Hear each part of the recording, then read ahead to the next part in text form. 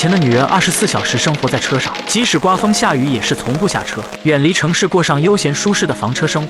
这天，女人刚停稳车，就打开了全景天窗。此时大雨正猛烈地拍打着车顶，于是小西开始调整后排的汽车座椅，将其组合出平整的后排空间。随后就亮起车内的灯光，并打开车尾的后备箱。此时室外的风光绿意盎然，森林美景尽收眼底，可以让她舒服地坐在车上欣赏一番。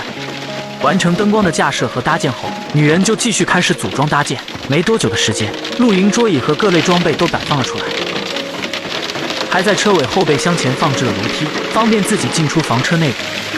随后，她从夹层中取出了雨衣，小西就穿上厚重的雨衣出门，来到车尾的后备箱，组装上透明的塑料薄膜。此时的暴雨依旧，有了这层透明的防水塑料布，防风防雨的同时，也让森林中的蚊虫无法进入。而小西也就可以躲在车内，透过后备箱和车顶的全景天窗，欣赏窗外的森林美景，还可以免遭雨水的侵袭。紧接着，他取出气罐炉子，在车内的小桌板上组装搭建，随后起锅烧油开始加热。他在锅中倒入各类配菜，并加入鲜嫩的米粉。等待片刻后，加一些海苔作为调味，这时的米粉就完成了。深夜，一人独自坐在车内，嗦着鲜美的米粉，属实是相当惬意了。一人听着窗外的雨声，再喝点小饮料，难以想象此刻该有多解压舒适。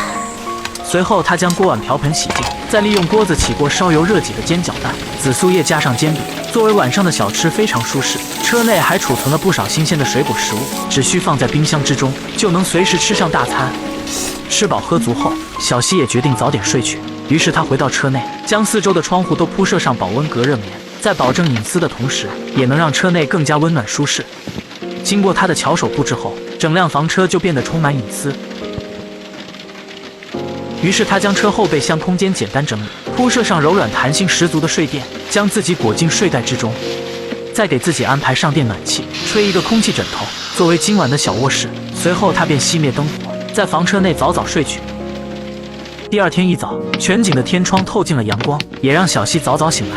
好在今天天气不错，绵绵细雨已经停下，一晚上听着雨声，睡得也相当舒服。于是他起锅烧油，取出气管炉子，点燃后加入亲手研磨的咖啡，利用摩卡壶烧一壶热乎的咖啡。此时他躲在车内，不但可以听到窗外的虫鸣鸟叫，还能看看森林中的美景。阳光明媚的早晨，感觉相当轻松舒适，也体会到前所未有的解压和舒适。